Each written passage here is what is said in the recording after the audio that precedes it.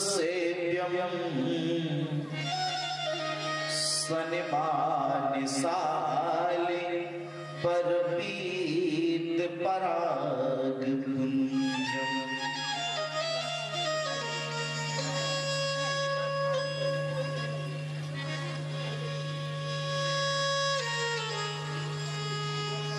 मनोजवं मारुततुल्य वेगं जितेन्द्रियं बुद्धिमतां वरिष्ठं वातात्मजं वानरयूथमुख्यं श्रीरामदूतं शरणं प्रपद्ये।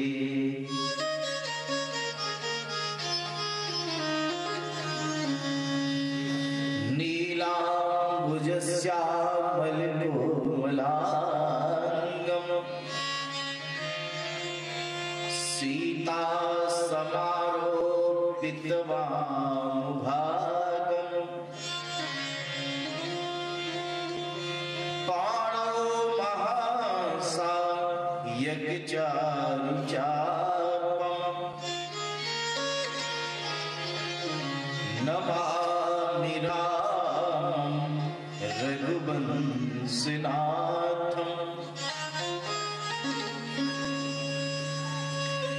श्रीराधा साध्यं साधनं यस्य राधा मंत्रो राधा मंत्रदात्री च राधा सर्वं राधा जीवनं यस्य राधा राधा राधा वाच किम तस्य शेषम्।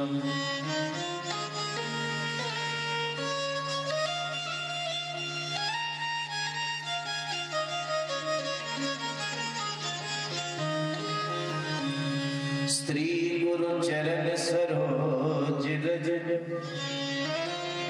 निज मन मुकुर सुधारी परिणो रघुबर विमल जसो जोदायक फलचारी।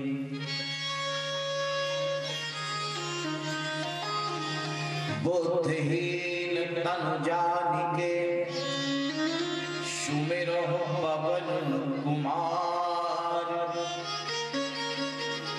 बल बुद्धि विद्या देव मुहि हरहु कलेश विकार।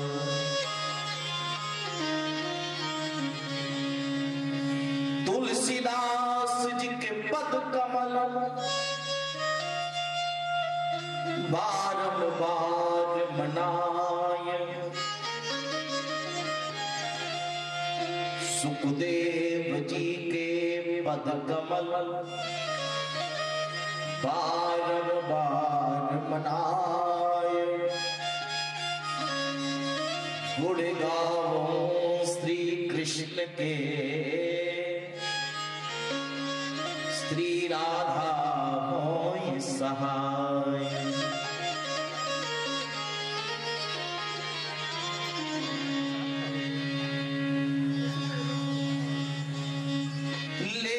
सदा सुधि दीन की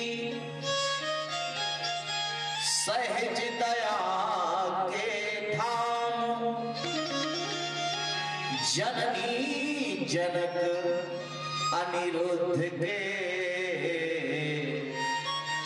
प्रभु श्री सीताराम।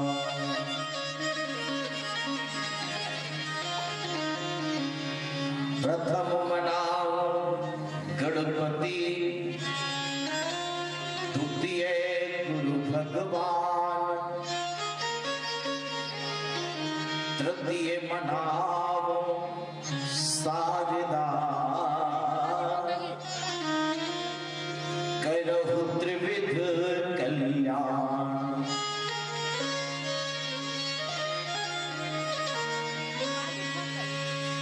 जय जय मैया लक्ष्मी, जय गजबदन गणेश, बार बार सिर नामो, जय जय भारत देश, जय जय भारत देश। बोलिए भारत माता की, भागवत भगवान की, व्यास जी महाराज की, सुखदेव जी महाराज की, जय जय श्री सीताराम, जय जय श्री राधेश्याम, नमः पार्वती पतये हर हर महादेव।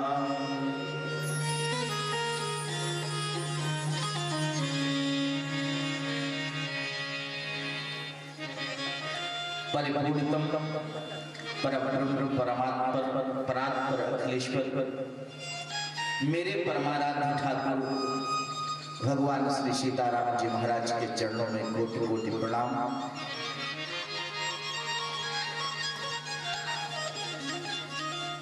समुपस्थित मंचस्थ सम्माननीय आगत श्रद्धालु श्रोतागण,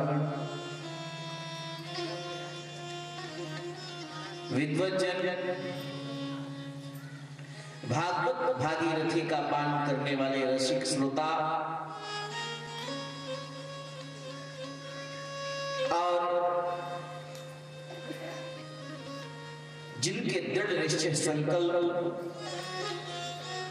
और जिनके अथक परिश्रम से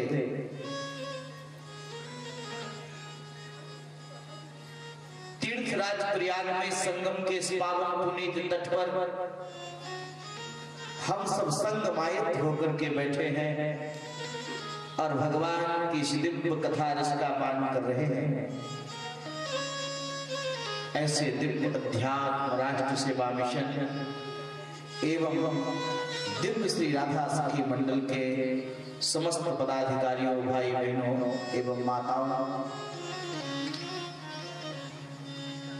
भगवान की दिव्य कृपा और उन्हीं की मंगलमय करुणा से भगवान की ये दिव्य चिन्मयी कथा का निष्पान करने का सुअवसर प्राप्त हो रहा है। भगवान की दिव्य कथा का हम लोग निष्पान करें, उससे पूर्व मन और वाणी की पवित्रता के लिए प्रेम से भगवान नाम संकीर्तन कर मिलजुल कर मस्ती के साथ करेंगे।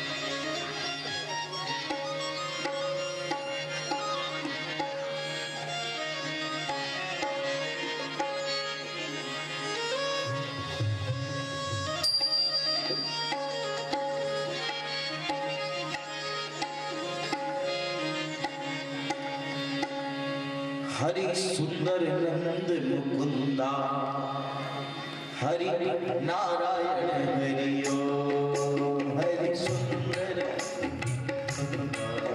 हरि नारायण हरि ओम, हरि सुंदर नंद मुकुंदा, हरि नारायण हरि ओम, हरि सुंदर नंद मुकुंदा, हरि नारायण हरि ओम।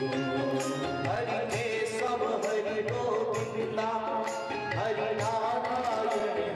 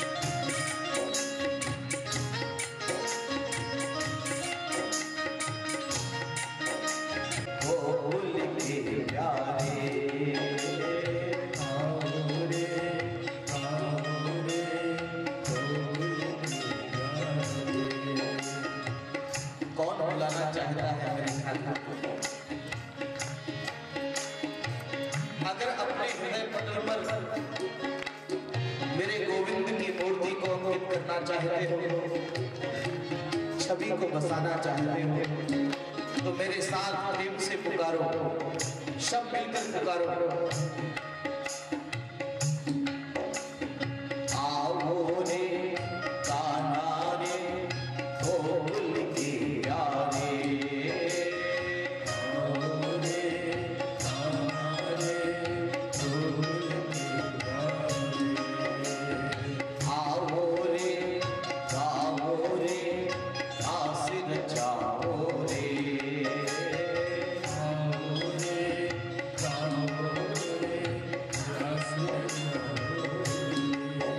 हरि सुंदर हरि सुंदर हरि सुंदर नंदन मुकुंदा, हरि नारायण हरि सुंदर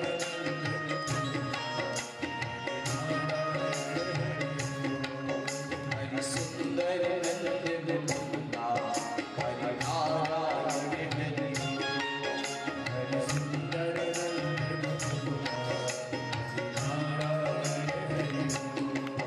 हरि केशव हरि गोविंदा, हरि नारायण हरि ओ, हरि केशव हरि गोविंदा, हरि नारायण हरि ओ, हरि केशव हरि गोविंदा, हरि नारायण हरि ओ, हरि केशव हरि गोविंदा, हरि नारायण हरि ओ, हरि सुंदर हरि सुंदर हरि सुंदर नंदन मुकुंदा, हरि नारायण हरि ओ,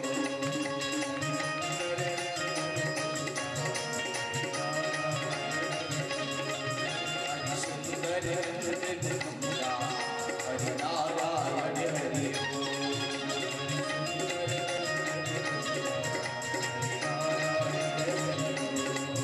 हरि सुंदर नंदन मुकुंदा, हरि नारायण हरि ओ, हरि सुंदर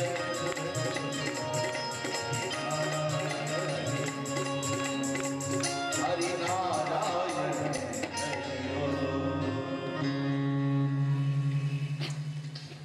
बोलिए भागवत भगवान की। कल द्वितीय सूत्र में आप लोगों को श्रवण कराया। आज इस सप्त दिवसीय आध्यात्मिक पाठशाला का कौन सा दिन है? तीसरा दिन है। आप ये मत सुनिएगा, समझिएगा कि हम लोग एंटरटेनमेंट के लिए आए हैं, मनोरंजन के लिए आए हैं। मैंने प्रथम दिन आपसे निवेदन किया था कि हम लोग मनोरंजन के लिए नहीं बल्कि मनोमंथन के लिए इतनी मेहनत कर रहे हैं।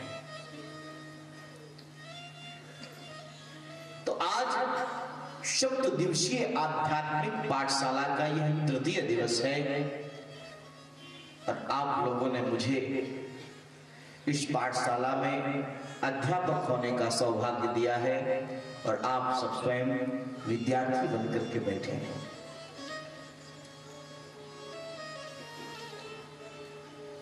और इसी दृष्टि से हम लोग भागवत को समझने का और पढ़ने का प्रयास करें। भागवत सुनने का नहीं, सुनी हुई चीज बहुत जल्दी भूल जाती है। इसलिए भागवत को आपने बहुत सुना, अब भागवत समझने का समय आया है।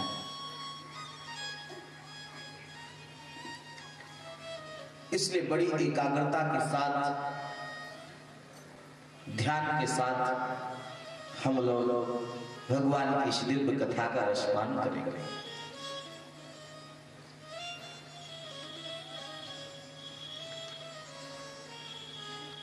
महाराज परीक्षित की गर्भ में ही रक्षा की भगवान श्री कृष्ण ने। उत्तरा के गर्भ में महाराज परीक्षित पल रहे थे। पांडवों का एकमात्र वंश बचा है।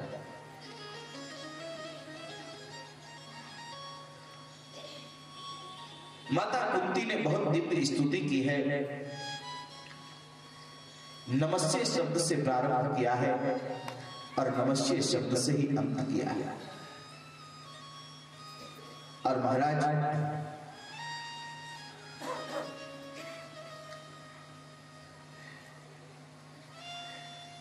माता कुंती कहना चाहती है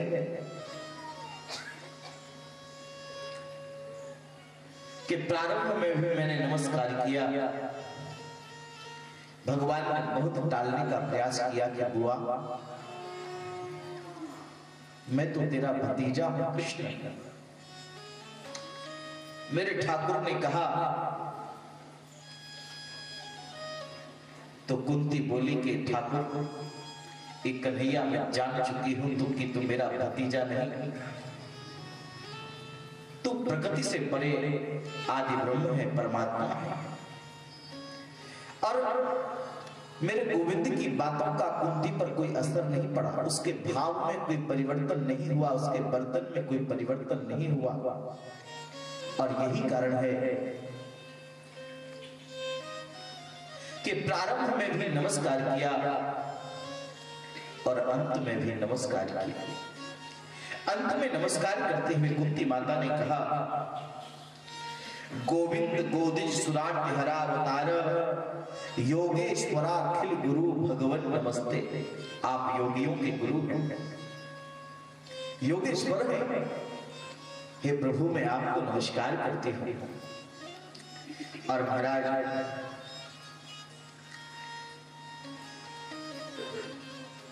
मेरे गोविंद ने कुछ दिन हस्तिनापुर में रुकने का विचार किया। माता कुंती ने सोचा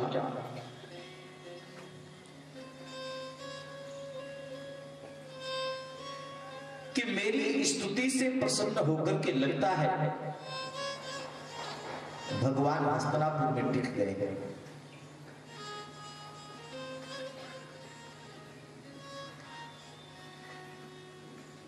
लेकिन मेरे प्रभु कुंती की स्तुति से प्रसन्न होकर के हस्तिनापुर में नहीं टिके, बल्कि ये तो किसी का उद्धार करना चाहते हैं।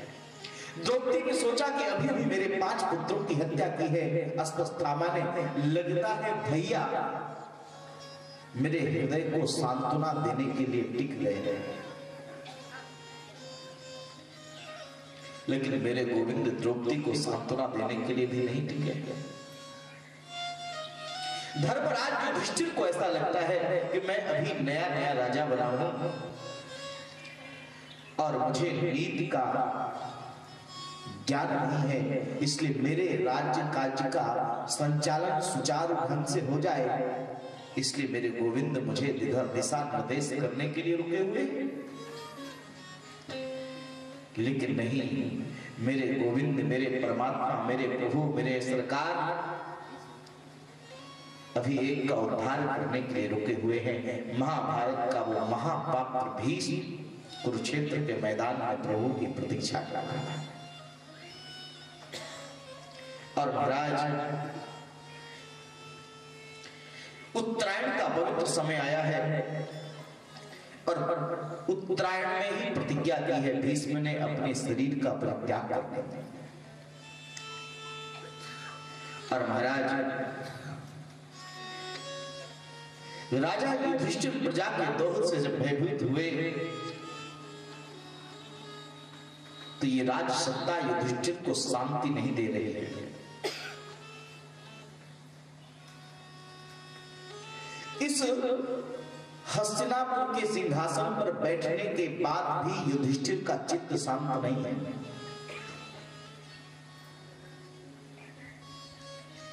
क्यों मित्रों, यही बात समझ लेने जैसी है। दूसरे का छीना हुआ धन, दूसरे की छीनी हुई संपत्ति आपके हृदय को शांत नहीं कर सकते। ऐसी संपत्ति को प्राप्त करके आपका हृदय शांत हो ही नहीं सकता।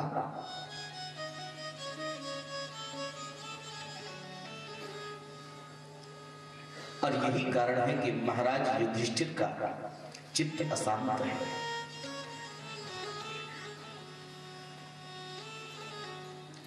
देखो भाई,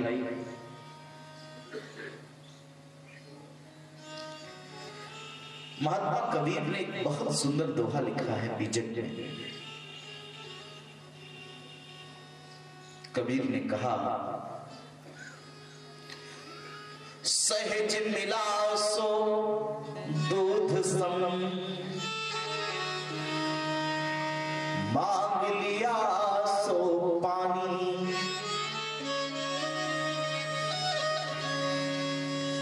कहत कबीर वो रक्त सम, जाम खींचा तानी।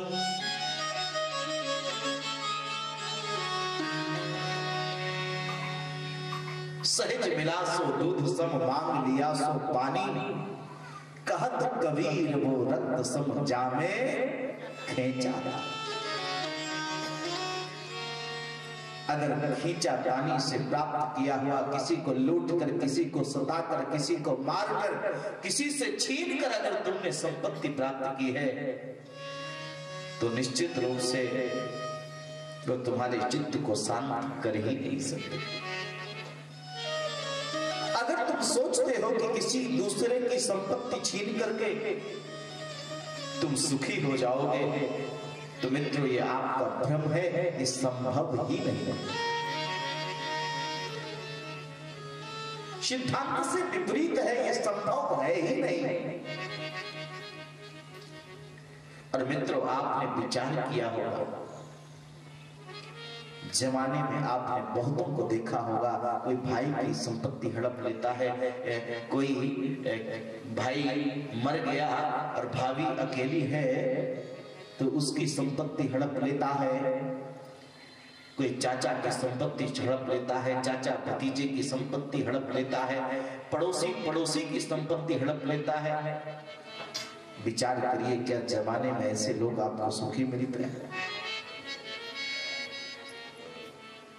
बहुत अच्छा कपड़ा पहने लेने से शांति नहीं मिलती, बहुत बड़ी कोठी मकान बनवा लेने से शांति नहीं मिलती। शांति तो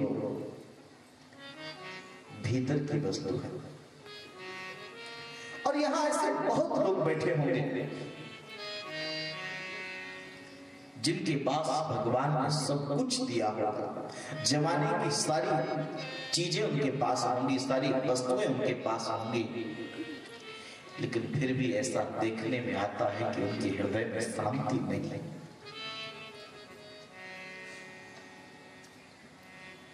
जब उनसे मिलो तो वो हैरान रहते हैं, परेशान रहते हैं। क्यों? इसका मतलब है मित्रों कि दुनिया में संपत्ति आपको शांति नहीं दे सकती, दुनिया में ये ईंट पत्थरों के मकान आपको शांति नहीं दे सकते। ये जीव का भ्रम है।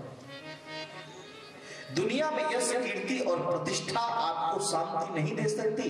मित्रों, ये तो तुमने अशांति पैदा करने का सामान इकट्ठा कर रखा है।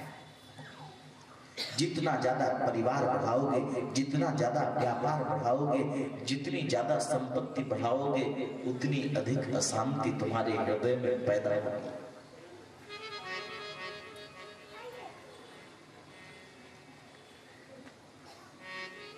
और किसी से ऐसी बातें करो, लोग कहते हैं क्या करें, अब करना तो पड़ता है।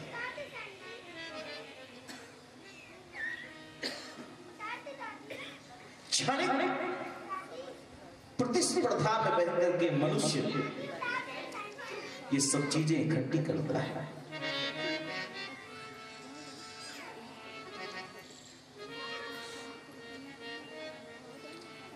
मित्रों, मेरे जीवन में पहले बड़ा अभाव था जब मैंने, क्योंकि पढ़ाई का समय चल रहा था।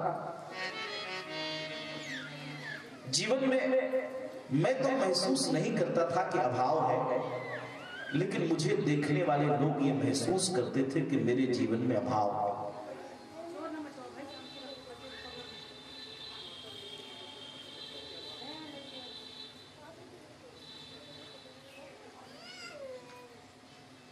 बोलिए वृंदावन बाके बिहारी लाल की। जब स्कूल में बच्चा बहुत हल्ला मचाने लगते हैं तो मास्टर बुलवाता था हमको, बोलो भारत माता की जय, सब शांति हो जाए।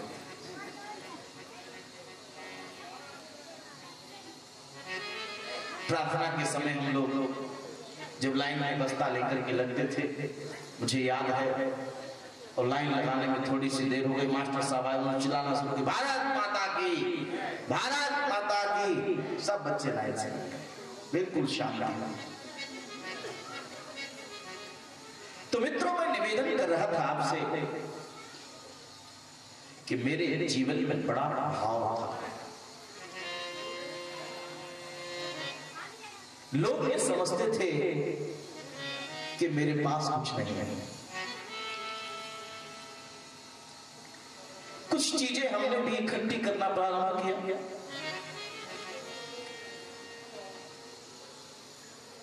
लोगों को ये बताने के लिए कि हम निकम्मे नहीं हैं, हम भी ये सब कुछ कर सकते हैं जो तुमने किया है। लेकिन हम ये जानते हैं कि ये जीवन का यथार्थ सत्य नहीं है। और मैं ईमानदारी से ये बात कर रहा हूं, कोई पाखंड या किसी झूठ में कोई बात नहीं कह रहा, ये मैं बहुत दृढ़ता के साथ ये बात कह रहा हूं कि हम अपने बाप दादाओं से देखें, अपने माता पिता से देखें, जिन्होंने मकान बनाए, जमीनें खरीदी, खेती खरीदी, खेत खरीदे, खलिहान खरीदे, क्या वो इस जमाने में रह पाए या इस जहां से कुछ ले जा पाए या उसका सदुपयोग कर पाए? खरीद करके जब सुख का समय आया तो पता चला कि मौत का बुलावा आ गया।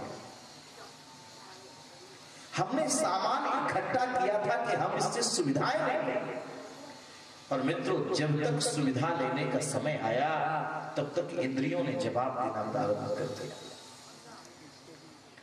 जब दांत नहीं तब चना हुए, जब दांत थे तो चने थे ही नहीं। तो बस यही बात समझ लेने जैसी है। आप जमाने को दिखाने के लिए भले ही ये विचार कर लें, ये सोच लें,